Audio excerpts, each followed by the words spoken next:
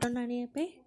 Mutton आनी सारी झुअर school function थी आम से भल भाव सिझे देती भात भी अलरेडी करदे एवं कड़े बसैबा कड़े आम सोरिष तेल दबा सोरिष तेल को गरम करने को छाड़देबा से गोटे तेजपत्र आउ किछिटा चीनी आ कि गोटा मसला आपको पकईकि भल भाव में मिसेबा सी फेण हो उठिकी मरजिबो तापर आम पियाज पकेबा तार नहीं कलर आसो मटन लुक माने रेड कलर भाया आसो। तो देखो ये फेण पूरा ऊपर को उठी आसी ये मला परे आम आधे आम पियाज पकेबा जेहेतु छाड़ खाई गुरुवार पड़ता तो गुरुवार प्राय लोक कर शुक्रवार छाड़ खाई करेंगे छाड़ खाई शुक्रवार करेंगे जो आमर तो संतोषी माउसा मुझे ना से शुक्रवार आइस खाएनि से हजबैंड आ छुआ शनिवार अंडा तरकारी कर खाई जेहेतु मुझे खाई नी आउ मटन भी आमर प्राय आसेनि जेहेतु छुआ मैंने मटन खाया को भल पाती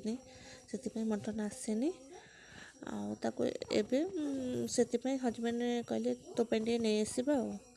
अखा देखो कड़े तेल पूरा फेण पूरा मरीगलानी एवं आप किसी रखि कटा पियाज पकईदबा आताको भल भाव भाजवा पियाजटा देखो भल भाव भाजवा आप जी मांस नहीं से पियाज ए देवे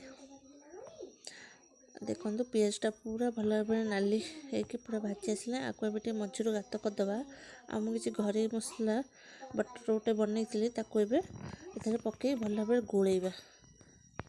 से भल भाव आपको गोलैबा। तो ये गोल सारापर एवं मुझे बाटी रखी अदा रसुण आ गए टमाटो ताको पकई भल भाव कषा कषिले मटन पकईदे मटन टाक भी भल भाव कषा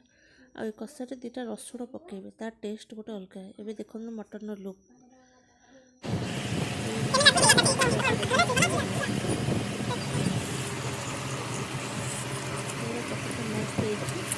मस्त